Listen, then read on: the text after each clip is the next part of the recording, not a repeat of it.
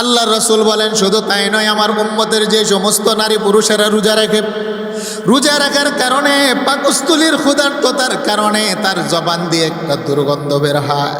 দুনিয়ার মানুষের face to face কথা বললে অনেক সময় খারাপ দেখা যায়, কিন্তু আল্লাহ বলেন না রে বান্দা, আতিয়াবু মিনাল মিস ইনদাল্লাহ, বান্দা তোমার জবানের রোজাদারের মুখের ঘ্রাণটা আমি আল্লাহর নিকটে জান্নাতের মেশক আম্বরের চাইতে বড় মাহবুব। আল্লাহ রসুল বলেন শুধু তাই নয়, রোজাকে আমার আল্লাহ হাসরের ময়দানে একটা দেহ দিবেন, রোজাকে দেহ দিয়ে তাকে একটা জবানও দিবেন। আল্লাহর আদালতে যেদিন রোজাদার কাঠগড়ার মধ্যে দাঁড়িয়ে যাবে, আল্লাহ যেদিন বিচারক হবেন, সেই দিন রোজাদারের পক্ষে স্বয়ং রোজা জবান হয়ে আল্লাহর আদালতে কথা বলবেন। আসিয়াম ওয়াল কুরআন ইয়াশফাআনি লিল আবদি। আল্লাহ রসুল বলেন 30 পারা কোরআনকে আমার আল্লাহ দেহ দিবেন, জবান দিবেন।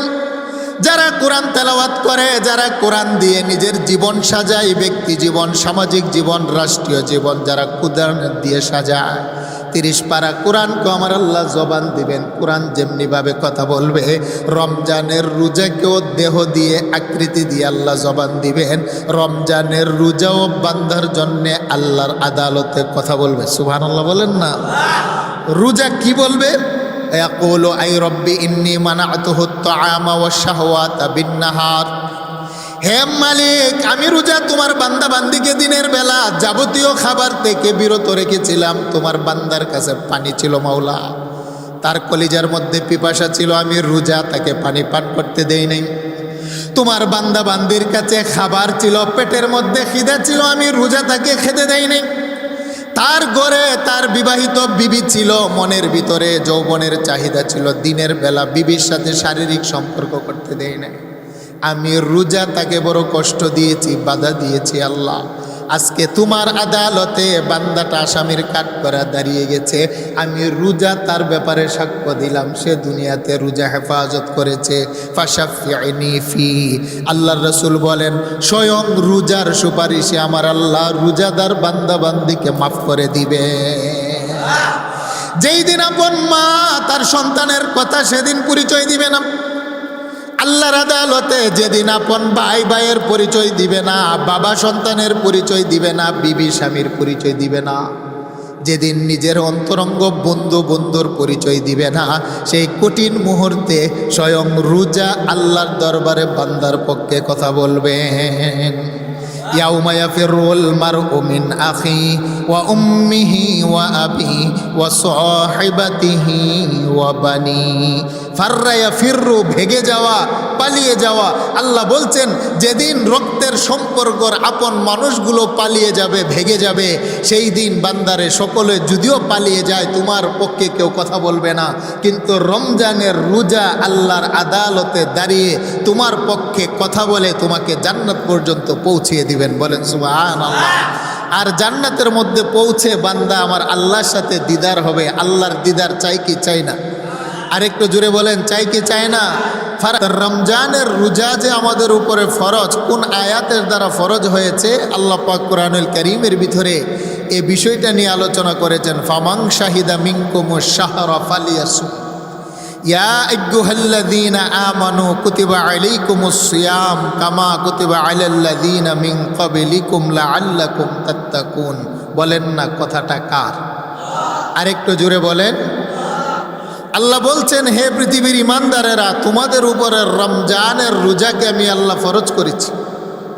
যেমনিভাবে তোমাদের পূর্ববর্তী উম্মতের উপরে আমি আল্লাহ এটা বিধানটা দিয়েছিলাম, ভয়ের কোনো কারণ নেই, তদ্রূপভাবে আমি আল্লাহ তোমাদের উপরে বিধানটা দিয়েছি, ফরজ করেছি। কেন করলাম? লাআল্লাকুম তাত্তাকুন, যাতে করে তোমরা মুত্তাকি, তাকওয়াওয়ালা, ফরহেজগার হতে পারো। বলেন না সুবহানাল্লাহ। তাহলে রোজা আমাদেরকে আল্লাহ দিয়েছেন মূলত তাকওয়া অর্জন করার জন্য। বলেন কি অর্জন করার জন্যে? তাকওয়া। ফামান শাহিদা মিনকুমুশ শাহরা ফালিয়াসুম। আল্লাহ বলছেন তোমাদের মাঝে কেহ যদি রমজান মাস পেয়ে যায় সেজন্য রোজা রাখে। এই আয়াতের ব্যাখ্যায় মুফাসসিরিন কেরাম বলেছেন, কোনো পাগল যদি রমজানে এসে সুস্থ হয়ে যায়, যতটা রোজা পাবে ততটা রোজা তার উপরে ফরজ। সুবহানাল্লাহ বলেন না? কোনো বেঈমান যদি রমজান মাসে ইমানদার হয়, ইমান আনার পরে যতটি রোজা তার উপরে সে পাবে ততটি রোজা তার জন্য আদায় করা ফরজ। সুবহানাল্লাহ বলেন। কোনো একজন মুসাফির যদি এই রমজানে এসে মুকিম হয়, যতটা রোজা সে পাবে ততটা রোজা পালন করা তার উপরে ফরজ। একজন নাবালক যদি রমজান মাসে বালেগ হয়, বালেগ হওয়ার পরে যতটা রোজা সে পাবে রমজানের ততটা রোজা তার উপরে আদায় করা ফরজ। একজন হায়েজ এবং নেফাসগ্রস্তা নারী অসুস্থ ছিল, কিন্তু রমজানের ভিতরে এসে যদি সে সুস্থ হয়, যতদিন সুস্থ থাকবে যতটা রোজা পাবে ততটা রোজা ওই নারীর উপরে আদায় করা পালন করা ফরজ। বুঝে থাকলে বলুন এই বিধানটা দিলেন কে? আর একটু জোরে বলেন। এখন প্রশ্ন হলো, হুজুর এই রমজানের রোজা রাখতে তো বড় কঠিন হয়, রাখলে আল্লাহ কি দিবেন?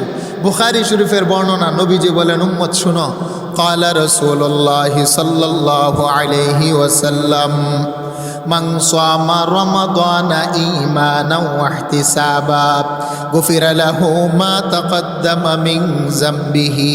আল্লাহর রাসূল বলেন, যেই ব্যক্তি রমজানের রোজা ঈমানের সহিত আশান্বিত হয়ে সুন্দরভাবে তার অঙ্গ প্রত্যঙ্গ দিয়ে রোজাগুলো পালন করবে, উম্মত শুনো রে, রমজানের 1 মাসের রোজার বিনিময়ে 11 মাসের পিছনের গুনাহ খাতা আল্লাহ মাফ করে দিবেন। সুবহানাল্লাহ বলেন।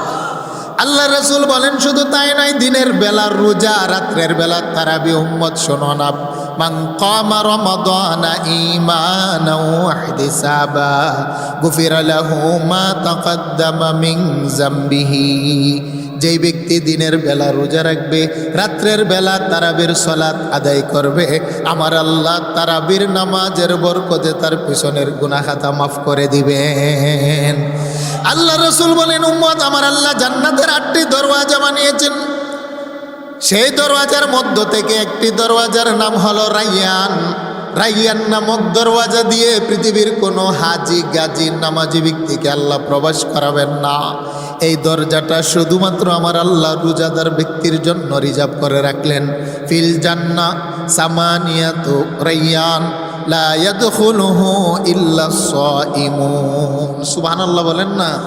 ফিল জান্নাতি সামানিয়াতু আবওয়াব মিনহা বাবুন ইউসাম্মার রায়্যান লা ইয়াদখুলুহু ইল্লাস সাইমুন। নবী বলেন, আমার আল্লাহ 8টি জান্নাতের দরওয়াজার মধ্য থেকে একটি দরওয়াজার নাম হলো রায়্যান। পৃথিবীতে যারা রোজা পালন করে আমার আল্লাহ রায়্যান নামক দরওয়াজা দিয়ে তাদেরকে প্রবেশ করাবেন। সুবহানাল্লাহ। আরেকটু জোরে বলেন আল্লাহু আকবার। তাহলে রায়্যান নামক দরওয়াজা দিয়ে একমাত্র কেবলমাত্র শুধুমাত্র যারা প্রবেশ করবে তারা হলো রোজাদার ব্যক্তি। সুবহানাল্লাহ বলেন। সমস্ত ইবাদতের বিনিময়ে আল্লাহ পাক ফেরেশতার মাধ্যমে বান্দাকে বুঝিয়ে দিবেন, কিন্তু একমাত্র রোজা এমন একটা ইবাদত, হাদিসে কুদসি আল্লাহ বলেন, নবী আপনি জানিয়ে দেন, এই রোজা নামক ইবাদতের বিনিময় ফেরেশতার মাধ্যমে দেওয়া হবে না, একমাত্র আমি আল্লাহ নিজ হাতে আমার বান্দা বান্দিকে দিয়ে দিব। সুবহানাল্লাহ বলেন। রোজাদারের বিনিময়টা কি ফেরেশতার হাতে দিবেন, আল্লাহ নিজ হাতে দিবেন? আরেকটু জোরে বলেন, আস-সাওমু ফাইন্নাহু লি আনা আজজা বিহি ওয়া আনা উজজা বিহি। আল্লাহ বলেন, আমি নিজ হাতে রোজাদারের বিনিময় দিব, অথবা আমি আল্লাহ নিজেই রোজাদারের প্রতিদান হয়ে যাব। ইয়া আইয়ুহাল্লাযীনা আমানু কুতিবা আলাইকুমুস সিয়াম কামা কুতিবা আলাল্লাযীনা মিন ক্বাবলিকুম লাআল্লাকুম তাত্তাকুন। আস-সাওমু জুন্নাতুন। রোজা হলো ঢাল স্বরূপ। ঢাল মানে জেহাদের ময়দানে মুজাহিদ এক হাতে তলোয়ার আরেক হাতে ঢাল রাখে নিজের আত্মরক্ষার জন্যে। বেঈমান যখন আঘাত করে, আক্রমণ করে, তখন ঢাল দিয়ে নিজেকে হেফাজত করে। আর সৌমু জুন্নাতুন, রোজা হলো ঢাল স্বরূপ, মানে এই ঢাল দিয়ে রোজাদার তার দেহটাকে জাহান্নামের আগুন থেকে সে হেফাজত করে। বলেন না সুবহানাল্লাহ। লিসাইমি ফারহাতান ফারহাতুন ইনদা ফিত্রিহি ওয়া ফারহাতুন ইনদা লিকাই রাব্বিহি। রোজাদারের জন্য দুইটা মুহূর্ত হলো বড় আনন্দের মুহূর্ত। একটি হচ্ছে আল্লাহর রাসূল বলেন ইফতারি সামনে নিয়ে যে বসে সেই মুহূর্ত, আরেকটি হচ্ছে রোজাদারের সাথে যখন আল্লাহ পাকের দিদার হবে, গোলাম আর মনিবের মুলাকাত হবে, ওই মুহূর্তটা হলো সবচাইতে বড় খুশি এবং আনন্দের মুহূর্ত। বলেন সুবহানাল্লাহ। আল্লাহর রাসূল বলেন শুধু তাই নয়, আমার উম্মতের যে সমস্ত নারী পুরুষেরা রোজা রাখে, রোজা রাখার কারণে পাকস্থলীর ক্ষুধার্ততার কারণে তার জবান দিয়ে একটা দুর্গন্ধ বের হয়। দুনিয়ার মানুষের ফেস টু ফেস কথা বললে অনেক সময় খারাপ দেখা যায়, কিন্তু আল্লাহ বলেন না রে বান্দা, আতিয়াবু মিনাল মিস ইনদাল্লাহ, বান্দা তোমার জবানের রোজাদারের মুখের ঘ্রাণটা আমি আল্লাহর নিকটে জান্নাতের মেশক আম্বরের চাইতে বড় মাহবুব। আল্লাহ রাসূল বলেন শুধু তাই নয়, রোজাকে আমার আল্লাহ হাসরের ময়দানে একটা দেহ দিবেন, রোজাকে দেহ দিয়ে তাকে একটা জবানও দিবেন। আল্লাহর আদালতে যেদিন রোজাদার কাঠগড়ার মধ্যে দাঁড়িয়ে যাবে, আল্লাহ যেদিন বিচারক হবেন, সেই দিন রোজাদারের পক্ষে স্বয়ং রোজা জবান হয়ে আল্লাহর আদালতে কথা বলবেন। আসসিয়াম ওয়াল কুরআন ইয়াশফাআনি লিল আবদি। আল্লাহ রাসূল বলেন 30 পারা কোরআনকে আমার আল্লাহ দেহ দিবেন, জবান দিবেন। যারা কোরআন তেলাওয়াত করে, যারা কোরআন দিয়ে নিজের জীবন সাজায়, ব্যক্তি জীবন, সামাজিক জীবন, রাষ্ট্রীয় জীবন, যারা কোরআন দিয়ে সাজায়, 30 পারা কোরআনকে আমার আল্লাহ জবান দিবেন। কোরআন যেমনিভাবে কথা বলবে, রমজানের রোজাকেও দেহ দিয়ে আকৃতি দিয়ে আল্লাহ জবান দিবেন। রমজানের রোজাও বান্দার জন্যে আল্লাহর আদালতে কথা বলবে। সুবহানাল্লাহ বলেন না? রোজা কি বলবে? ইয়াকুলু আই রব্বি ইন্নী মানাতুহু আত-তাআমা ওয়াশ-শাহওয়াতা বিন-নাহার। হে মালিক, আমি রোজা তোমার বান্দা বান্দিকে দিনের বেলা যাবতীয় খাবার থেকে বিরত রেখেছিলাম। তোমার বান্দার কাছে পানি ছিল মাওলা, তার কলিজার মধ্যে পিপাসা ছিল, আমি রোজা তাকে পানি পান করতে দেই নাই। তোমার বান্দা বান্দির কাছে খাবার ছিল, পেটের মধ্যে খিদা ছিল, আমি রোজা তাকে খেতে দেই নাই। তার ঘরে তার বিবাহিত বিবি ছিল, মনের ভিতরে যৌবনের চাহিদা ছিল, দিনের বেলা বিবির সাথে শারীরিক সম্পর্ক করতে দেই নাই। আমি রোজা তাকে বড় কষ্ট দিয়েছি, বাধা দিয়েছি। আল্লাহ, আজকে তোমার আদালতে বান্দাটা আসামির কাঠগড়া দাঁড়িয়ে গেছে, আমি রোজা তার ব্যাপারে সাক্ষ্য দিলাম, সে দুনিয়াতে রোজা হেফাজত করেছে। ফাশাফিনি ফি। আল্লাহর রাসূল বলেন স্বয়ং রোজার সুপারিশে আমার আল্লাহ রোজাদার বান্দা বান্দিকে মাফ করে দিবে। যেই দিন আপন মা তার সন্তানের কথা সেদিন পরিচয় দিবে না, আল্লাহর আদালতে যেদিন আপন ভাই ভাইয়ের পরিচয় দিবে না, বাবা সন্তানের পরিচয় দিবে না, বিবি স্বামীর পরিচয় দিবে না, যেদিন নিজের অন্তরঙ্গ বন্ধু বন্ধুর পরিচয় দিবে না, সেই কঠিন মুহূর্তে স্বয়ং রোজা আল্লাহর দরবারে বান্দার পক্ষে কথা বলবেন। ইয়াউমা ইয়াফিরুল মারউ মিন আখি ওয়া উম্মিহি ওয়া আবি ওয়া সাহিবাতিহি ওয়া বানি। ফাররা ইয়াফিরু, ভেগে যাওয়া, পালিয়ে যাওয়া। আল্লাহ বলছেন যেদিন রক্তের সম্পর্কর আপন মানুষগুলো পালিয়ে যাবে, ভেগে যাবে, সেই দিন বান্দারে সকলে যদিও পালিয়ে যায়, তোমার পক্ষে কেউ কথা বলবে না, কিন্তু রমজানের রোজা আল্লাহর আদালতে দাঁড়িয়ে তোমার পক্ষে কথা বলে তোমাকে জান্নাত পর্যন্ত পৌঁছিয়ে দিবেন। বলেন সুবহানাল্লাহ। আর জান্নাতের মধ্যে পৌঁছে বান্দা আমার আল্লাহর সাথে দিদার হবে। আল্লাহর দিদার চাই কি চাই না? আরেকটু জোরে বলেন, চাই কি চাই না? ফারহাতুন ইনদা লিকাই রাব্বিহি। রোজাদারের দুইটা আনন্দের মধ্য থেকে একটা আনন্দ যেটা বলছি সেটা হলো গোলাম আর মনিবের মাঝখানে মুলাকাত। সেই জন্য একজন মানুষের জীবনের সবচাইতে বড় চাওয়া পাওয়া হলো আমার মনিবের সাথে আমার সাক্ষাৎ করা। এটা হলো নিয়ামতে উজমা, যেই মুলাকাতরা রোজাদারকে আমার আল্লাহ স্বয়ং দিবেন। সুবহানাল্লাহ বলেন না? আমার আল্লাহ হাজার হাজার নূরের তাজাল্লি, পর্দা সরিয়ে দিবেন। বান্দাকে বলবেন, রোজাদারকে, বান্দারে আমাকে দেখতে মনে চাইনি, আমার দিকে তাকাও। বান্দা তাকাবে তো তাকাবে। ইমাম গাজ্জালি বলেন 40,000 বছর আল্লাহর দিকে এক দৃষ্টিতে তাকিয়ে থাকবে। সুবহানাল্লাহ। আল্লাহ পাক আমাদেরকে সেই নিয়ামত দান করে। সকলে বলেন আমিন। ধারাবাহিকভাবে আলোচনা চলছে, ইনশাল্লাহ রোজার ব্যাপারে আলোচনা চলবে। তো সম্মানিত হাজিরিন, আমি যেই বিষয়টা নিয়ে আলোচনা করছি সেটা হলো সূরাতুল ফাতিহা। বলেন কোন সূরা? আরেকটু জোরে বলেন কোন সূরা? সূরাতুল ফাতিহা, কোরআনুল কারীমের সর্বপ্রথম সূরা। গতকালকে আমি একটা আয়াতের উপর আলোচনা করেছিলাম, আয়াতের প্রথম অংশ, সেটা হলো আলহামদুলিল্লাহ। আল্লাহ পাকের জন্য সমস্ত প্রশংসা কেন, সে বিষয়টার উপরে আলহামদুলিল্লাহ রব্বিল আলামিন। দ্বিতীয় অংশ হলো রব্বিল আলামিন। আলমের জমা হলো আলামিন, মানে একাধিক জগতের প্রতিপালক একজন। আওয়াজ দিয়ে বলেন তিনি কে? অর্থাৎ গোটা জগতের, আল্লাহর সৃষ্টি জগতের প্রতিপালক একজনই, তিনি কে? পৃথিবীর কোনো রাজা মহারাজা বলেন প্রতিপালক হতে পারে, পালতে পারে? যিনি পালতে পারেন, রব কাকে বলা হয়? যার যে অবস্থায় যেটা প্রয়োজন যিনি দিতে পারে তিনি হলেন রব। বলেন না সুবহানাল্লাহ। আমি মায়ের পেটে ছিলাম, আমার দেহের ভিতরে রূহ দেওয়ার পরে আমার কি প্রয়োজন ওই সময় আল্লাহ দিয়েছেন। আমি ওকে আমার মা ভূমিষ্ঠ করার পরে আমার জবান বড় কুচি ছিল, পৃথিবীর গরম খাবার খেলে আমার ঠোঁট জিহ্বা পুড়ে যাবে। আমার হাট ছিল দুর্বল, ঠান্ডা খাবার খেলে আমার ঠান্ডা লেগে হাট বসে যাবে। আমার মা আমার খাবারের ব্যবস্থা করতে পারেনি। আল্লাহ বলেন, বান্দা আমি না তোমার রব? তোমাকে পৃথিবীতে পাঠানোর আগে তোমার মায়ের বুকে 32 নাল দিয়ে আমি এমন একটা তরল খাবারের ব্যবস্থা করেছি যেটা না ঠান্ডা না গরম। বেশি গরম হলে তোমার জিভ পুড়ে যাবে, আবার বেশি ঠান্ডা হলে তোমার হাট বসে যাবে। সেই জন্য আমি রব না, তোমার যেটা প্রয়োজন সেটাই ব্যবস্থা করেছি। বলেন সুবহানাল্লাহ। আল্লাহ বলেন আলহামদুলিল্লাহ রব্বিল আলামিন। তাহলে বলেন না সমস্ত প্রশংসার মালিক কে? আল্লাহ হলেন সমস্ত জাহানের প্রতিপালক। হায়ওয়ানাত, জামাতাত, নাবাতাত, যত জগৎ আছে বাবা, আমরা হলাম ইনসান। ইনসান এটা হলো একটা জগৎ, আল্লাহ পাকের সৃষ্টি জগতের ভিতরে ইনসান। আমরা হলাম মাখলুকাত, আমাদের একটা জগৎ আছে বাবা। হায়ওয়ানাত, নাবাতাত, জামাতাত, ভিন্ন ভিন্ন জগৎ পাওয়া যায়। সাগরের ভিতরে কোটি কোটি মাছ আছে, হাজার হাজার প্রকার আছে, সেটা একটা ভিন্ন জগৎ।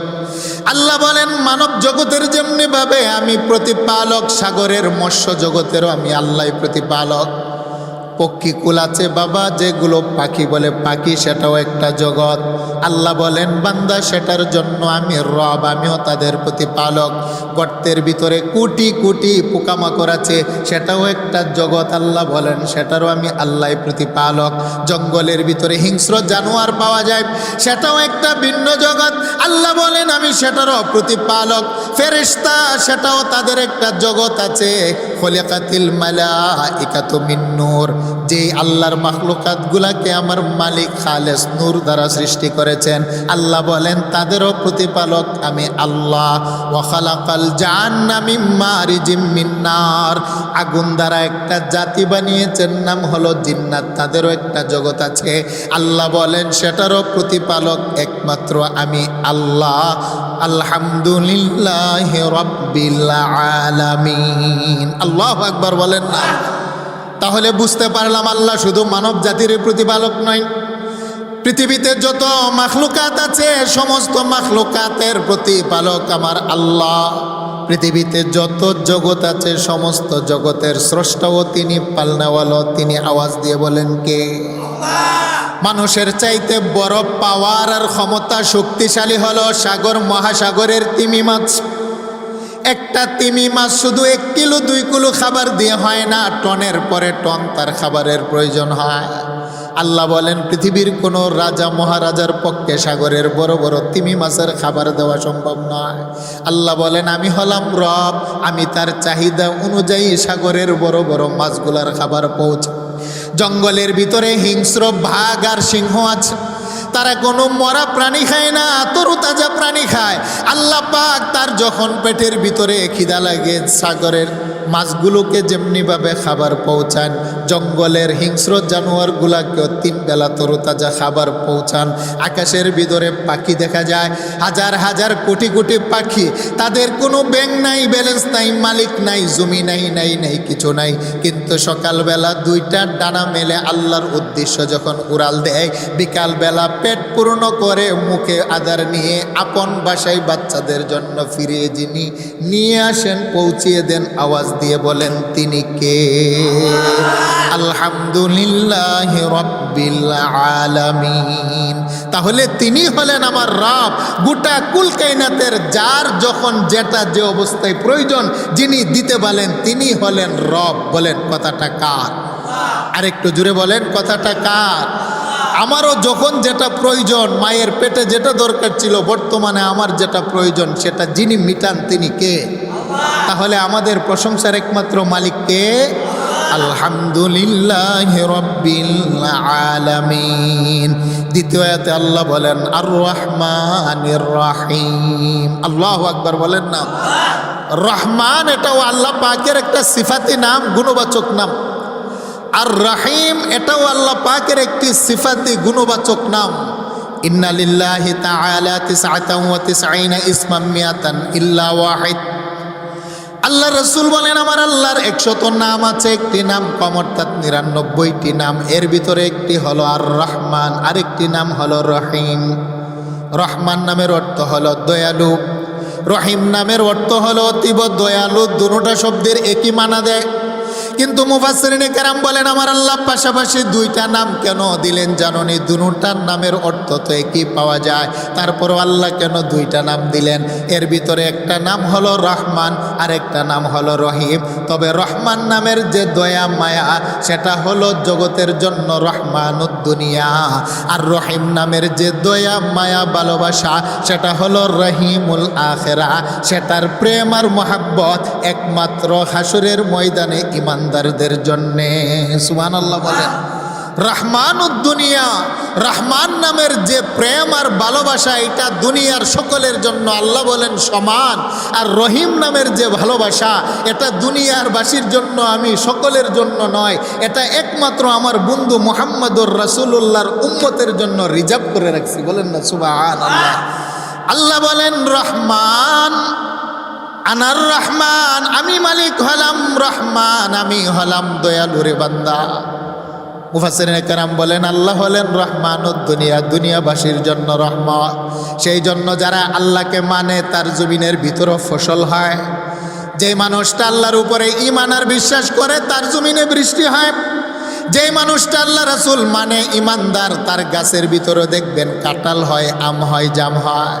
আর যেই মানুষটা আল্লাহ রাসূলকে মানে না, বেঈমান কাফের নাস্তিক, তার জমিনের ভিতরও ফসল হয়, তার গাছের ভিতরও কাঁঠাল হয়, তার গাছের ভিতরও আম হয়, তার জমিনের উপরও বৃষ্টি হয়। আল্লাহ বলেন একমাত্র রহমান নামের উসিলায় পৃথিবীর সমস্ত বেঈমান আর কাফের সকলকে সমানভাবে লালন পালন করি, কারণ আমি মালিক যেহেতু দুনিয়াবাসীর জন্য রহমত। সুবহানাল্লাহ। আরেকটু জুড়ে বলেন না আল্লাহু আকবার। বলেন রহমান নামের মায়া দিয়ে গোটা জগৎটাকে আল্লাহ লালন পালন করেন, চাই সে আস্তিক হোক অথবা নাস্তিক হোক, ইমানদার হোক অথবা বেঈমান হোক। আল্লাহ বলেন সকলের জন্য একটা দস্তরখান বিছিয়েছি, এই দস্তরখানটা বিছিয়েছি শুধু রহমান নামের কারণে। এই জন্য আল্লাহ বলেন পৃথিবীর সবার জন্য আমার মায়া সমান, কিন্তু শোনো আমার আরেকটা নাম আছে, সেই নামটা হলো আর রহিম। সেই রহিম নামের মায়াটা দুনিয়ার সকলের জন্য হাসরের ময়দানে হবে না, একমাত্র যারা গুনাহগার ইমানদার মুসিবতে পড়ে যাবে আমি মালিক সেদিন রহিম নামের উসিলা তাদেরকে মাফ করবো। সুবহানাল্লাহ বলেন না। আরেকটু জোরে বলেন না আল্লাহু আকবার। আল্লাহ রহমান বিদায়ী তো যারা মালিককে গালি দেয়, যারা গুনাহ করে পাপ করে তারপরও মালিক দরজা বন্ধ করে না। আমার মা বাবার মতো যদি আমার আল্লাহর মায়া যদি বাবার লিমিট আর সংকীর্ণ হতো, তাহলে আমার আল্লাহ আমাদের গুনার কারণে কবেই না দরজা বন্ধ করে দিতেন। বলেন ঠিক না বেঠিক? আরে যেই মা 10 মাস পেটে ধারণ করার পরে, ভূমিষ্ঠ করার পরে, তো কষ্ট করার পরেও মার সাথে অপরাধ করলে অনেক সময় মা ওরা গয়ে বলে তুমি ছিলে না। যেই বাবা সন্তানকে লালন পালন করার জন্যে মানুষের জমিনে কামলা দেয়, রিক্সা চালায়, ভ্যান চালায়, মানুষের বাড়িতে মাটি কাটে, তারপরও সন্তান অপরাধ করলে অনেক সময় বাবা রাগ হয়ে বলে তুমি আমার ছেলে না। স্ত্রীর সাথে 12 বছর 20 বছর সংসার করছেন, বাচ্চা জন্ম দিলেন, স্ত্রী অপরাধ করলে স্বামী অনেক সময় রাগ হয়ে বলে তুমি বিবি না। 3 তালাক দিলাম, বাবার বাড়িতে চলে যাও। নেতা নেত্রীর পক্ষে স্লোগান দেন, কিন্তু স্বার্থে আঘাত পড়লে অনেক সময় বলে দল থেকে বহিষ্কার করে দিলাম। সমাজের স্বার্থে আঘাত পড়লে সমাজ বলে সমাজ থেকে বাদক করে দিলাম, রাষ্ট্রের স্বার্থে আঘাত পড়লে রাষ্ট্র অনেক সময় বলে রাষ্ট্রদ্রোহিতা মামলা দিলাম, বের হয়ে যাও। আল্লাহ বলেন বান্দা আনার রহমান, আমি কেমন মায়ালু, আমি কেমন দয়া, কেমন দয়ার সাগর রহমান। আল্লাহ শুনো রে বান্দা, আরে মা স্বার্থে আঘাত পড়লে মা তাড়িয়ে দেয়, বাবার স্বার্থে আঘাত পড়লে বাবা তাড়িয়ে দেয়, স্ত্রীর স্বার্থে আঘাত পড়লে স্বামী ছেড়ে পর পুরুষ ধরে পালিয়ে যায়, স্বামীর স্বার্থে আঘাত পড়লে স্বামী স্ত্রীকে তালাক দেয়। পৃথিবীর মানুষগুলো হলো স্বার্থের পাগল, স্বার্থ ফুরিয়ে গেলে মানুষগুলোর বন্ধুত্ব নষ্ট হয়ে যায়। আল্লাহ বলেন বান্দা তুমি আমি আল্লাহ বিনা স্বার্থে ভালোবাসি রহমান নামক মায়া দিয়ে। তুমি সকালবেলা পাপ করো, গুনাহ করো, দুপুরবেলা পাপ করো, গুনাহ করো, নাফরমানি করো, রাত্রের বেলা দরজা বন্ধ করে পাপ করো, গুনাহ করো, নাফরমানি করো, আমি মালিক দেখি জানি, তারপরও আমি মালিক দরজা বন্ধ করি না, কারণ আমি হলাম রহমান। সুবহানাল্লাহ বলেন না? আমি জানি রে মা তাড়িয়ে দিলে বাবার কোলে আশ্রয় পাওয়া যায়, বাবা তাড়িয়ে দিলে মায়ের কোলে আশ্রয় পাওয়া যায়, মা বাবা তাড়িয়ে দিলে সন্তানকে সমাজে আশ্রয় দেয়, সমাজ তাড়িয়ে দিলে রাষ্ট্রের কাছে আশ্রয় পাওয়া যায়, রাষ্ট্র তাড়িয়ে দিলে পৃথিবীর কোথাও না কোথাও আশ্রয় পাওয়া যায়। আল্লাহ বলেন বান্দা বলো না তোমার পাপের কারণে তোমার উপরে নারাজ আর গুসা হয়, তুমি যে আমাকে গালি দাও নাস্তিক, আমাকে মানো না, ইমান নাই, বেঈমান, কাফের, তোমার উপরে রাগ আর গুসা হয়ে বান্দা যদি তাড়িয়ে দেয়, আমি মালিক যদি রহমানের দরজা বন্ধ করে দেই, বলো না কে তোমাকে জায়গা দিবে রে বান্দা? কারণ 7টি আকাশের মালিকও আমি আল্লাহ, 7টি জমিনের মালিকও আমি আল্লাহ। সেই জন্য বান্দা তোমাকে তাড়াই না, দরজা বন্ধ করি না, তোমার জমিনে ফসল দেওয়া বন্ধ করি না, তোমার গাছের ভিতরে ফল ফলাদি দেওয়া আমি আল্লাহ বন্ধ করি না, তোমার জমিনে বৃষ্টি দেওয়া থেকে আমি আল্লাহ বিরত থাকি না। একজন ইমানদারের জমিনে যেমনিভাবে ফসল হয়, ফল হয়, ইমানদারের জমিনে যেমনিভাবে বৃষ্টি হয়, ইমানদারকে যেমনিভাবে নিয়ামত দিয়ে আমি আল্লাহ বান্দা তার চতুর্দিকে আচ্ছাদিত করে রেখেছি, একজন বেঈমান কাফেরকে আমি আল্লাহ সম পরিমাণ নিয়ামত দিয়েছি, কারণ আমি হলাম রহমান। আল্লাহু আকবার বলেন না? তাহলে বলেন আমাদেরকে এত সুন্দর অপরাধ নাফরমানি করার পরও হাজারো নিয়ামত দিয়ে যিনি ডুবিয়ে রেখেছেন নিয়ামতের সাগরে, তিনি কে? আরেকটা আওয়াজ দিয়ে বলেন, আরেকটু জোরে বলেন। কোন নামের বরকতে? রহমান নামের বরকতে। বলেন কোন নামের বরকতে? রহমান নামের বরকতে। আল্লাহ বলেন রহমান নামক মায়া দয়াটা হলো ব্যাপক সকলের জন্যে। নয়তো বলেন তো আমরা বুকে হাত দিয়ে এমন কেহ আছেন যে হুজুর আমার জীবনে পাপ করি নাই? আছেন কেহ? আমরা সকলে গুনাহগার, কুল্লু বনি আদম খাত্তাউন। আল্লাহ রসুল বলছেন সমস্ত বনি আদম হলো গুনাহগার, নবী রাসূলগণ মাহফুজ এবং তারা হলো তাহের মুতাহার। এই ছাড়া যারা আছে পৃথিবীতে যত বড় তাহাজ্জুদ গুজার মৌলবী আর মাওলানাই বলেন না কেন, আমরা সকলেই গুনাহগার। কি বলেন, ঠিক না বেঠি? বরঞ্চ আমরা এমন কিছু পাপ করি যে পাপের খবর মাও জানে না, বাবাও জানে না, সমাজও জানে না। আল্লাহ বলেন বান্দা আমি হলাম রহমান, তোমার পাপের খবর জানি, জানার পরও আমার আরেকটা নাম হলো সাত্তার। বান্দারে তোমার ইজ্জতকে আমি আল্লাহ বড় মহাব্বত করি, সম্মান করি। সাত্তার নামক চাদর দিয়ে তোমার গোপন পাপটাকে আমি আল্লাহ ডেকে রাখি, সমাজের মানুষের কাছে প্রকাশ করি না। বলেন না সুবহানাল্লাহ? আমার গোপন পাপের কথা যদি সমাজের বাজারের মানুষ জানে, আমাকে চেয়ারে বসতে দিবে না। কি বলেন, দিবে? আমার পাপের খবর যদি সমাজের মানুষ জানে, আমাকে সালাম দিবে না। আমাদের পাপের খবর যদি সমাজের মানুষ জানে, আমরা গোপনে যে কত কথা বলি, মিথ্যা বলি, গীবত করি, পরনিন্দা করি, আমরা কত রকমের অপরাধ করি, বিশেষ করে যৌবন বয়সে যৌবনের তাড়নায় বন্ধুদের আড্ডাখানায় মনের খাহেসাত পূর্ণ করতে গিয়ে আমাদের যুবকেরা যেই পরিমাণ গুনাহ আর পাপ করে, কিন্তু সমাজ যদি সবগুলো জানতে পারতো, সমাজের ভিতরে চেহারা দেখানো সম্ভব ছিল? আরেকটু জোরে বলেন, ছিল? কিন্তু আমাদের হাজারো পাপ জানার পরও যিনি ডেকে রাখেন, পর্দা দিয়ে লুকিয়ে রাখেন, তিনি কে? আরেকটু জোরে বলেন না কে? তিনি কিসের উসিলায়? আল্লাহ বলেন আমি হলাম রহমান। এই আমার দয়া মায়ার একটা অংশ হলো, নাম হলো রহমান। এই রহমান নামক ব্যাপক মায়া দিয়ে দুনিয়ার সমস্ত মানুষগুলাকে লালন পালন করি এবং দুনিয়ার মানুষগুলাকে আমি হাজারো অপরাধ ডেকেও রাখি। বলেন না সুবহানাল্লাহ? এই আয়াতের তাফসির লিখতে গিয়ে, শব্দের তাফসির লিখতে গিয়ে তাফসিরে রুহুল মানি আল্লামা আলুসি আল বাগদাদি, তাফসিরাতে আহমদিয়া মুল্লা জিউন রহমতুল্লাহি আলাইহি রহমানের তাফসির লিখতে গিয়ে উল্লেখ করেছেন, সৈয়দনা ইব্রাহিম আলাইহিস সালাতু ওয়াস সালামের একটা স্বভাব অভ্যাস ছিল, তিনি মেহমান ছাড়া কখনো খাবার খেতেন না। সুবহানাল্লাহ বলেন না। মেহমানদারির প্রথা তিনা থেকে চালু হয়েছে। তিনি একদিন একটা বুকরি বুনা করে দস্তরখান বিছিয়ে বসে আছেন মেহমানের অপেক্ষায়। হঠাৎ লক্ষ্য করে দেখলেন পাহাড় থেকে একজন কাঠকাটুরি বৃদ্ধ মানুষ তিনার বাড়ির সামনে দিয়ে চলে যাচ্ছেন। পয়গম্বর ইব্রাহিম তাকে ডাকলেন, হে আল্লাহর বান্দা, আপনি আসুন আমার সাথে দস্তরখানে বসে আপনি মেহমানদারি গ্রহণ করুন। কাঠকাটুরি মাটার বোঝাটা ফেলে দিয়ে সৈয়দনা ইব্রাহিম আলাইহিস সালাতু ওয়াস সালামের দস্তরখানে বসলেন। বকরি থেকে গুস্ত চিরে মুখে দিবেন। ইব্রাহিম আলাইহিস সালাতু ওয়াস সালাম বৃদ্ধ মানুষটাকে উঠাইয়ে দিলেন যে আপনি চলে যান, আপনাকে আমি খাবার দেব না। বৃদ্ধটা উঠে চলে গেলেন। কারণটা কি? কারণ বৃদ্ধটা খাবার আগে যে বিসমিল্লাহ পড়তে হয় সে বিসমিল্লাহ পড়ে নাই। আল্লাহু আকবার বলেন না। বিসমিল্লাহ পড়বে কিভাবে? সে ছিল সূর্যের পূজারী। সে তো আল্লাহ যে একজন আছে স্রষ্টা এটাই মানে না, সূর্যকে সে পূজারী মানে সূর্যের পূজা করে, দেবদেবীর পূজা করে। ইব্রাহিম আলাইহিস সালাতু ওয়াস সালাম বৃদ্ধ মানুষটাকে উঠিয়ে দিলেন।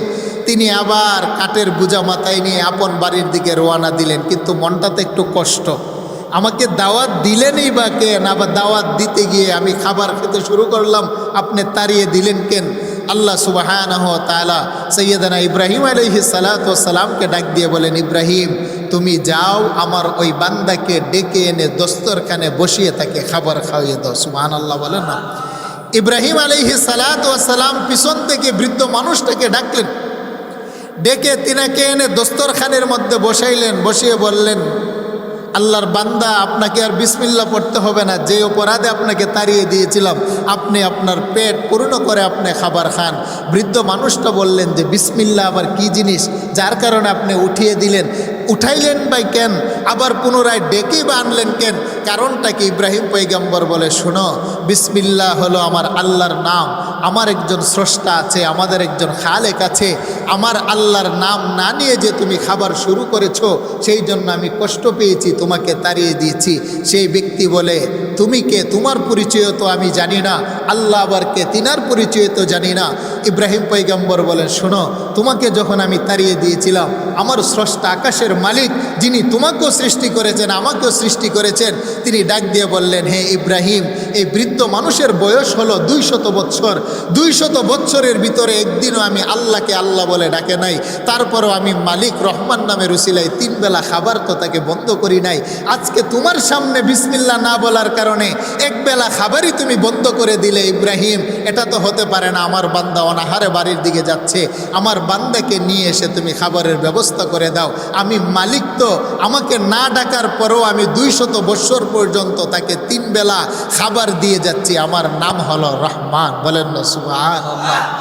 ইব্রাহিম আলাইহিস সালাতু ওয়াস সালাম বৃদ্ধটাকে বসে যখন এই কথা বললেন, তখন তার অন্তর খুলে গেল। তে বললেন, পয়গম্বর, আপনার পরিচয় আপনি দিলেন, পেয়েছি। আর যেই স্রষ্টা আমাকে 200 বৎসর পর্যন্ত তিনার পূজা অর্পণা না করার কারণে আমাকে খাবার দিয়েছেন, বন্ধ করে নাই, আগে ওই স্রষ্টার মহাব্বত অন্তরে ঢুকিয়ে দেন, আমাকে কালেমা পড়িয়ে দেন, লা ইলাহা ইল্লাল্লাহু ইব্রাহিম খলিলুল্লাহ।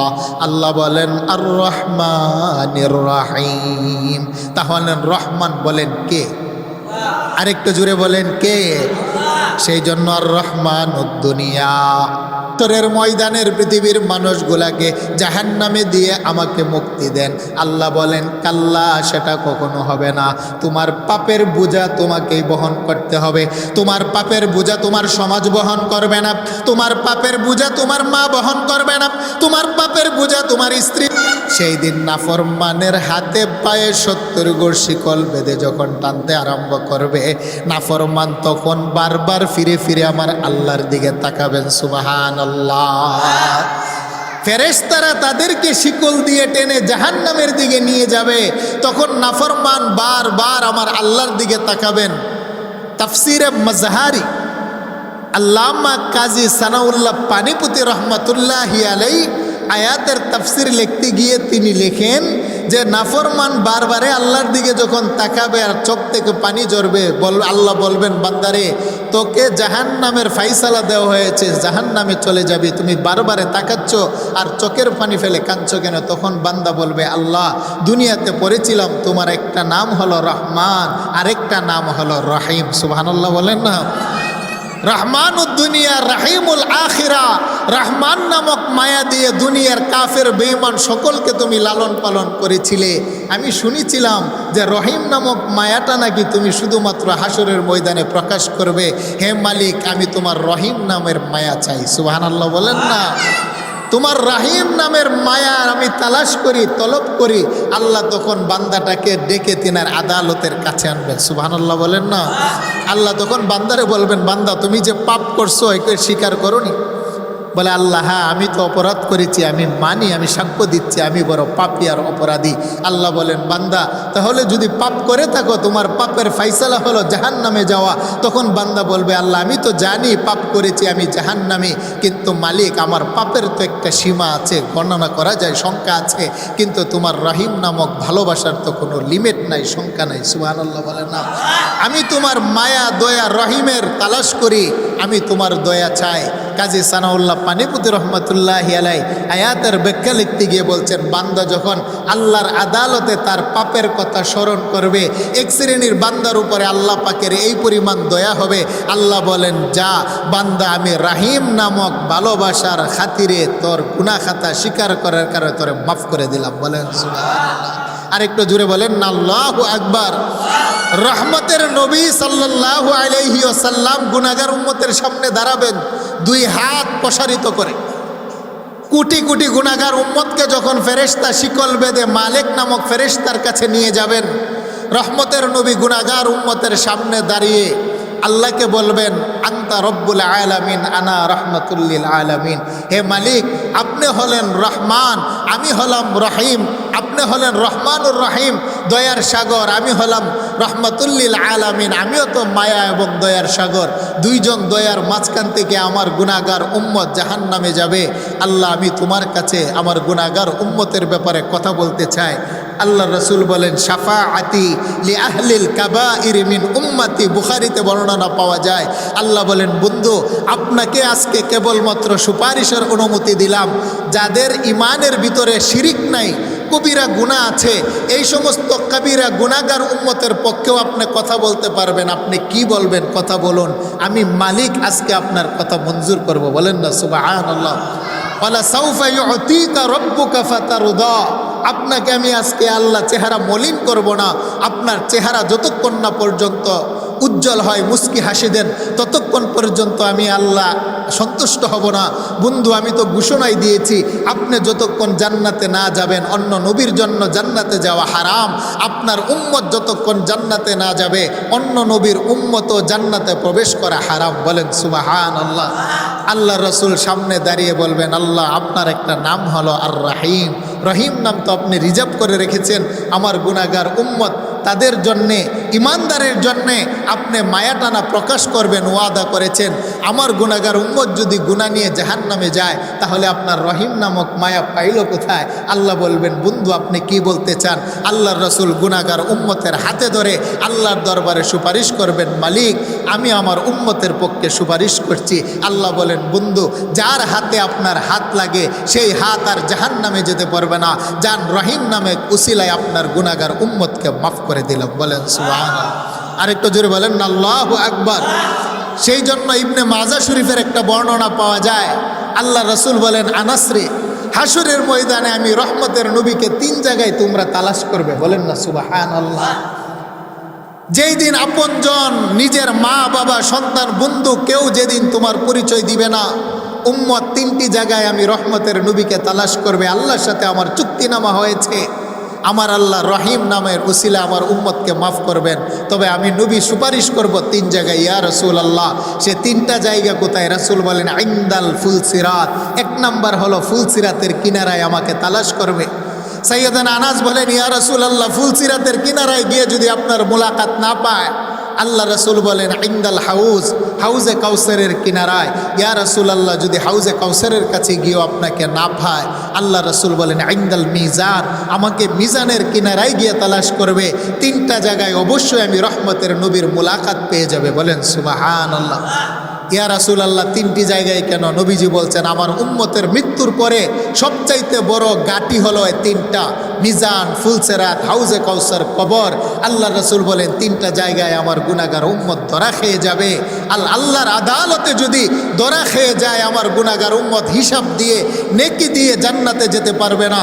তাই আমি রহমতের নবী, আল্লাহর সাথে চুক্তিনামা হয়েছে, তিনটা মুসিবতের জায়গায় আমি রহমতের নবী দাঁড়িয়ে থাকব। আমার গুনাহগার উম্মত যার ব্যাপারে আমি সুপারিশ করব, আল্লাহ তাকেই রহিম নামক মায়া দিয়ে আল্লাহ মাফ করে দিবেন। সুবহানাল্লাহ বলেন না? আল্লাহ রসুল বলেন হাউজে কাউসারের কিনারায় আমি থাকব। আল্লাহ পাক আমাকে যে হাউজ দিয়েছেন, আমার গুনাহগার উম্মত 50,000 বছর দাঁড়িয়ে থাকতে থাকতে তার কলিজা ফিটে যাবে। আমি রহমতের নবী হাউজে কাউসারের পানি পান করিয়ে তার কলিজার তৃষ্ণা মিটিয়ে দিব। জানোনি আমার হাউজে কাউসারের পানি কেমন? মা ওহো আসাদ্দু বায়াদম মিনাল লাবান, মুসলিমের বর্ণনা। আল্লাহ রসুল বলেন যেই পানিটা হবে দুধের চাইতো সাদা। সুবহানাল্লাহ বলেন না? ওয়া আহলা মিনাল আসাল, হাউজে কাউসারের পানির মিষ্টতা হবে মধুর চাইতো বেশি। ওয়া রিহুহু আতিয়াবু মিনাল মিস্ক, হাউজে কাউসারের আমার হাউজের পানির খুশবু হবে মেশক আম্বরের চাইতো অধিক। ওয়া আকওয়াবুহু কাআদাদু নুজুমিস সামা, আকাশের তারকারাজি যেমনিভাবে গণনা করে শেষ করা যায় না, আল্লাহ পাক আমার হাউজে কাউসারের চতুর্দিকে মিনাজ জাহাবি ওয়াল ফিদ্দা, স্বর্ণ রূপার অসংখ্য অগণিত স্বর্ণের পেয়ালা রাখবেন। আবু বকর, উমর, উসমান হাউজে কাউসার থেকে পানি উঠিয়ে দিবে। আমি রহমতের নবীর হাত দিয়ে পান করাবো। মান শারিবা মিনহু শারবা লাম ইয়াজমা বাদাহা আবাদা, আমার যে গুনাহগার আমার হাতে এক ডুব পানি পান করবে, আল্লাহর রহমতে আমার উম্মতের কোনোদিন পিপাসা লাগবে না। বলেন সুবহানাল্লাহ। সেই নবীর হাতে হাউজে কাউসারের পানি চাই কি চাই না? আরেকটু জোরে বলেন, চাই কি চায় না? তাহলে আল্লাহর রাসূল বলছেন হাসরের ময়দানে হাজারো কোটি পাপী বান্দাকে আল্লাহ মাফ করে দিবেন। কোন নামের উসিলায়? বলেন আর রাহিম, রহিম নামের উসিলায়। সেই জন্য বলা হয় আর রহমানুদ দুনিয়া আর রাহিমুল আখিরা। রহমান নামক প্রেম আর ভালোবাসা দুনিয়ার সকলের জন্য সমান। আল্লাহ পাক দুনিয়াতে কারো উপরে বৈষম্য করবেন না। আর রহিম নামক যে মায়াটা আছে সেটা হাসরের ময়দানে কোনো কাফের আর বেঈমানের জন্য প্রকাশ পাবে না। সেই রহিম নামক মায়াটা পাবে একমাত্র, কেবলমাত্র, শুধুমাত্র যারা ইমানদার তাদের জন্য। বলেন ঘোষণাটা কার? আরেকটু জোরে বলেন, ঘোষণাটা কার? বুখারী শরীফ জিলদে আউয়াল একখানা হাদিস পাওয়া যায়। গুনাহগার মানুষ যারা দুনিয়াতে আল্লাহ রাসূল মানে আল্লাহ গুনার কারণে তাদেরকে জাহান্নামে ফেলে দিবেন। জাহান্নামে ফেলে দেওয়ার পরে হাজার হাজার বৎসর বান্দা জাহান্নামে জ্বলতে জ্বলতে পুড়তে পুড়তে তার দেহের প্রত্যেকটা চামড়াকে আল্লাহ 70 গজ মোটা করবেন। তার দেহের উপরে আল্লাহ আলকাতরার লেবাস পরাবেন। এই আলকাতরার লেবাস যুক্ত তার 70 গজ চামড়া পুড়তে পুড়তে তার চামড়ার রেজায় রেজায় কলিজা পর্যন্ত আগুন লেগে যাবে, কয়লা আঙ্গার হয়ে যাবে। হাজার হাজার বছর পরে দুনিয়াতে যারা ইমানদার ছিল জাহান্নামের তলদেশ থেকে আমার আল্লাহকে উদ্দেশ্য করে ইয়া হান্নান ইয়া মান্নান বলে একটা চিৎকার দিবে। বলেন সুবহানাল্লাহ। জাহান্নামের 19 জন ফেরেশতা, তার মধ্য থেকে যিনি প্রধান তার নাম হলো মালিক। আল্লাহ সুবহানাহু ওয়া তাআলা মালিক ফেরেশতাকে উদ্দেশ্য করে বলবেন, হে রে মালিক, কে রে জাহান্নামের তলদেশ থেকে আমাকে হান্নান ও মান্নান বলে ডাক দেয়? দেখো না।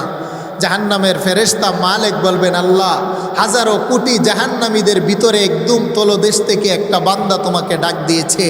তার অন্তরের ভিতরে জাররা পরিমাণ একটু নূর দেখা যায়। বলেন না সুবহানাল্লাহ।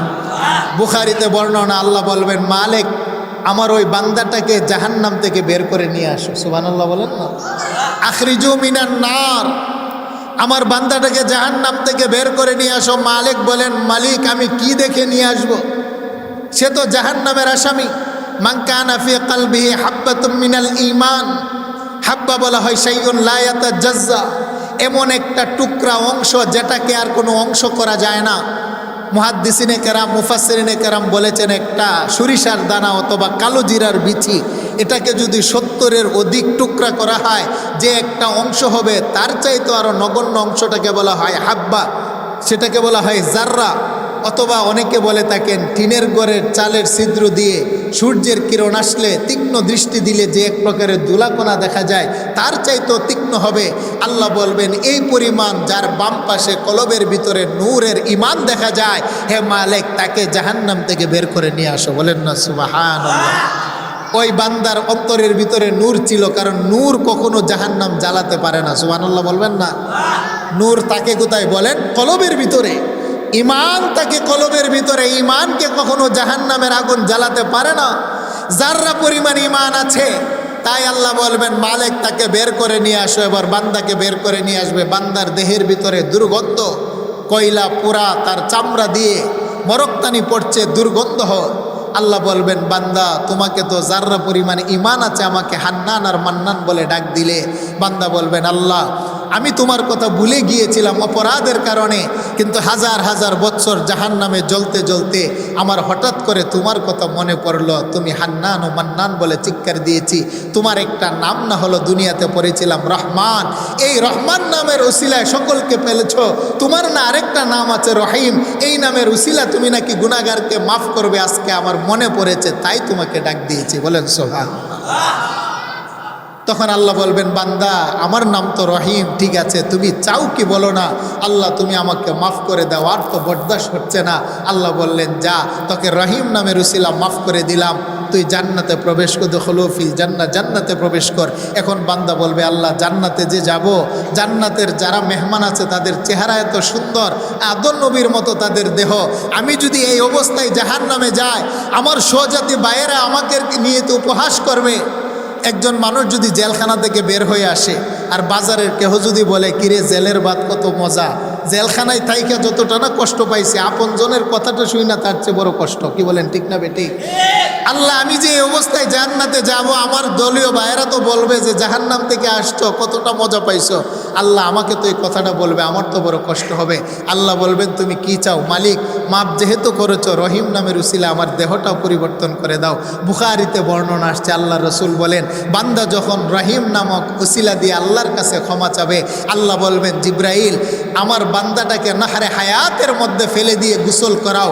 আল্লাহ রসুল বলেন ওই নাফরমান ব্যক্তিকে, যেই মানুষটা পুড়তে পুড়তে আংরা হয়েছিল, নাহরে হায়াতের মধ্যে ফেলে দিবেন। বান্দা ডুব দিয়ে মাথা উঁচু করবে, ইউসুফ নবীর মতো তার চেহারা সুন্দর হয়ে যাবে। সুবহানাল্লাহ বলেন না। লাম্মা খালাকাল্লাহু আদম আলা সূরাতিহি ওয়া তুলুহু 60 যিরা। আদম আলাইহিস সালাতু ওয়াস সালামকে আল্লাহ পাক নিজে পছন্দ করে 60 গজ লম্বা করে সৃষ্টি করেছিলেন। তাফসির ইবনে কাসিরের মধ্যে লেখে আদমের সিনাটাকে 7 হাত প্রশস্ত করে বানিয়েছিলেন। ওই বান্দা যখন নহরে হায়াত থেকে গোসল করে উঠবে, আদম পয়গম্বরের মতো 60 গজ লম্বা তার বডি হবে, তার সিনাটাও বাবা আদমের মতো 7 হাত প্রশস্ত হয়ে যাবে। সুবহানাল্লাহ বলেন না। এইগুলো দিবেন কিসের উসিলায়? বলেন আর রাহিম নামের উসিলায়। সুবহানাল্লাহ বলেন না। এবার বান্দার কণ্ঠটা দিবেন আল্লাহ পাক দাউদ আলাইহিস সালাতু ওয়াস সালামের মতো 10 জন নবীর বৈশিষ্ট্য বান্দার দেহে লাগিয়ে দিবেন। সুবহানাল্লাহ বলেন না। বান্দার দেহের ভিতরে দাউদ আলাইহিস সালাতু ওয়াস সালামের কণ্ঠ দিবেন, আইয়ুব আলাইহিস সালাতু ওয়াস সালামের মতো ধৈর্য ক্ষমতা দিবেন, মুসা আলাইহিস সালাতু ওয়াস সালামের মতো শক্তি দিবেন, ইউসুফ আলাইহিস সালাতু ওয়াস সালামের মতো রূপ লাবণ্যতা দিবেন, সৈয়দনা ঈসা আলাইহিস সালাতু ওয়াস সালামের মতো 33 বছরের যৌবন দিবেন, মুহাম্মদুর রাসূলুল্লাহ সাল্লাল্লাহু আলাইহি ওয়াসাল্লামের মতো আখলাক আর বৈশিষ্ট্য দিয়ে আল্লাহ বলবেন বান্দা যাও তোমাকে জান্নাতের ভিতরে প্রবেশ করালাম। বান্দা জান্নাতে যাবে, তার 2 হাতের মধ্যে 2টা স্বর্ণের বালা পরাবেন। সুবহানাল্লাহ বলেন না। তার দেহের ভিতরে রেশমি কাপড়ের মুট্টা সুতা দ্বারা নকশাকৃতর মুনাক্কাশ একজোড়া কাপড় পরিধান করাবেন। ওই ব্যক্তির মাথার ভিতরে 70টি ইয়াকুত পাথর দ্বারা খচিত একটা মুকুট পরাবেন। আল্লাহ রসুল বলেন ওই মুকুটের একটা পাথর যদি সকালবেলা সূর্যের সামনে রাখা হয়, জান্নাতের মুকুটের পাথরের কাছে সূর্যের আলো মলিন হয়ে যাবে। বলেন সুবহানাল্লাহ। বান্দার চোখের ব্রু হবে লাগানো, মিলানো হবে, তার চোখের মধ্যে কাজল চলে আসবে, তার চেহারার পেশানিটা বড় প্রশস্ত হবে, তার সিনাটা বড় প্রশস্ত হবে, রূপার মতো চকমক করতে থাকবে, তার থুতু থেকে ঘাম থেকে পর্যন্ত ঘাম তো হবে না, তার মুখের লালা থেকেও মেশকম্বরের খুশবু বের হবে। বলেন না সুবহানাল্লাহ। এরকম একটা বৈশিষ্ট্য দিয়ে আল্লাহ বলবেন, বান্দা তুমি তো আমার কাছে রহিম নামের উসিলা দিয়ে চেয়েছো, আমি আজকে তোমার সামনে আমার রহিম নামক মায়া প্রকাশ করলাম, আর কোনো কিছু তোমার চাওয়ার বাকি আছে নি, চাইতে থাকো। সুবহানাল্লাহ বলেন না। বান্দা বলবেন, আল্লাহ আর কোনো কিছু দরকার নাই, যা চাইছি তা পাইছি, যা চাই নাই তাও পাইছি। আল্লাহ বলেন, না রে বান্দা, আমি তোমাকে বলছি আর কিছু চাওয়ার আছে নি? বললেন, আল্লাহ আর তো কিছু চাওয়ার নাই। আল্লাহ বলেন, এখনো দুইটা জিনিস বাকি আছে। সুবহানাল্লাহ বলেন না। একটা হলো আমার রেজামন্দি, আরেকটা হলো আমার দিদার এলাহি। আল্লাহ বলেন, হ্যাঁ। বান্দা বলবেন, মালিক তোমার কাছে এটা আমি চাই। আল্লাহ বলেন, যা ঘোষণা দিলাম, তোমার উপর রাজি হইলাম, আর কোনোদিন নারাজ হব না, তোমার উপরে নিয়ামত দিলাম, আর কোনোদিন ছিনিয়ে নেব না। আমি আল্লাহ যতদিন তোমার জান্নাতের ভিতরে মেহমানদারি করব ততদিন। বলেন সুবহানাল্লাহ। তবে মালিক আমার মরণের ভয় হয়। সুবহানাল্লাহ কন্যা। আমার যদি মৃত্যু হয় তাহলে তো জান্নাত থেকে বের করে দিবে, জান্নাত হারিয়ে ফেলবো, আমার তো মরণের ভয় হয়। আল্লাহ বলেন, এত নিয়ামত দিলাম আর তোর অন্তরের ভিতরে ভয়টা থাকবে? আল্লাহ বলেন, হতে পারে না। সেই জন্য তিরমিজি শরীফ জিলদে সানিতে একটা বর্ণনা পাওয়া যায়, ইদা সারা আহলুল জান্নাতি ইলাল জান্নাহ নারি ইলান নার, জান্নাত এবং জাহান্নামের মাঝখানে যা আবিল মাউত, 2 বছরের বয়সের একটা দুম্বা অথবা বকরি আল্লাহ উপস্থিত করবেন। সুবহানাল্লাহ বলেন না। সুম্মা ইউযবাহু, দুম্বাটা শরীরে ওই বান্দার মৌতটাকে দিয়ে আল্লাহ পাখিটাকে জবাই করে দিবেন। ফায়ুনাদি মুনাদিম মিনাস সামা, আকাশ থেকে একজন ঘোষণাকারী ঘোষণা দিবেন, ইয়া আহলাল জান্নাহ, হে জান্নাতের মেহমানেরা, হে জান্নাতবাসীরা, শুনো, তোমরা যে মৃত্যুর একটা ভয় ছিল যে তোমাদের আবার মরণ হলে জান্নাত হারিয়ে ফেলবে, লা মাউতা লা মাউতা, তোমরা ঘোষণা শোনো, তোমাদের মৃত্যুটাকে আমার আল্লাহ 2 বছরের একটা দুম্বার উপর দিয়ে জবাই করে খতম করে দিয়েছেন। লা মাউতা, আর তোমাদের কখনো মরণ হবে না। আমার আল্লাহ যেমন চিরঞ্জীব, আল্লাহর জান্নাত যতদিন তোমাদের হায়াত ততদিন। বলেন না সুবহানাল্লাহ। আল্লাহ বলেন, বান্দা আর রহিম, আমার নাম হলো রহিম, এই রহিম নামের উসিলায় আমি আল্লাহ বান্দা তোমাকে হাসরের ময়দানে মাফও করব, নিয়ামতও দান করব। রহিম নামের মায়া আমি আল্লাহ সেদিন প্রকাশ করে দেব। বলেন সুবহানাল্লাহ। তাহলে একটা শব্দ হলো রহমান, আরেকটা শব্দ হলো কি? জুড়ে বলেন, রহিম। তাই হাদিসের ভিতরে আসছে, আবু দাউদে বর্ণনা পাওয়া যায়, আল্লাহ রসুল বলেন, এ 2টা শব্দ বিসমিল্লাহর ভিতরে আছে, বিসমিল্লাহির রহমানির রহিম। যেই ব্যক্তি প্রত্যেকটা কাজের শুরুতে বিসমিল্লাহ পরে পরে কাজটা শুরু করে, আল্লাহ পাক জাহান্নামের 19 জন ফেরেশতার শাস্তি থেকে বান্দাকে মুক্তি দান করেন। সুবহানাল্লাহ বলেন না। আরেকটা জোরে বলেন না, আল্লাহু আকবার। সেই জন্য প্রত্যেকটা কাজের শুরুতে নারী পুরুষ আমরা বিসমিল্লাহ পড়ব তো ইনশাল্লাহ। যেই ব্যক্তি বিসমিল্লাহ পরে কাজ শুরু করে না, সেটা হলো লেস কাটা, দম্বরিদা হয়, অপূর্ণ হয়। আর আল্লাহ রসুল বলেন, রহমান আর রহিম যেহেতু বিসমিল্লাহর ভিতরে আছে, যেই ব্যক্তি আমার মালিকের 2টা নাম নিয়ে যে কোনো কাজ শুরু করবে, তার কাজের ভিতরে বরকত দান করবে একজন। আওয়াজ দিয়ে বলেন, তিনি কে? আরেকটু জোরে বলেন। সেই জন্য আল্লাহ বলেন, আলহামদুলিল্লাহি রাব্বিল আলামিন আর রহমানির রহিম। তাহলে প্রথম আয়াতের ব্যাখ্যা আমরা বলেছিলাম যে আমার আল্লাহ হলেন রব, তিনার জন্য সমস্ত প্রশংসা, কারণ তিনি যেহেতু আমাদের গোটা কুল কায়নাতের স্রষ্টা, প্রতিপালক।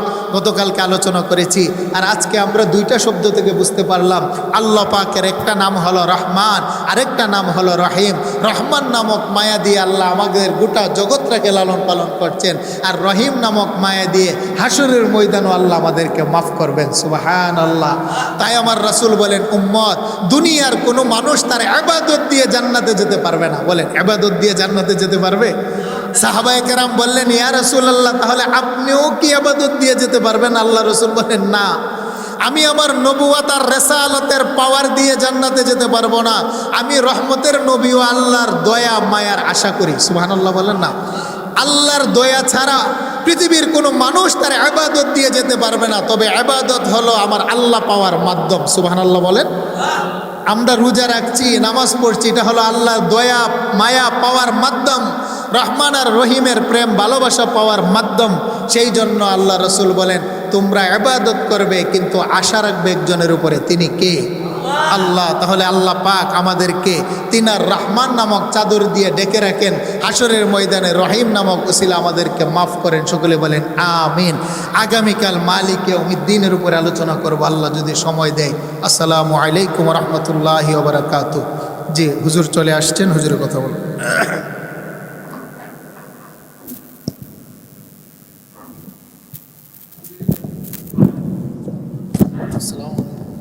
ভালো আছেন না?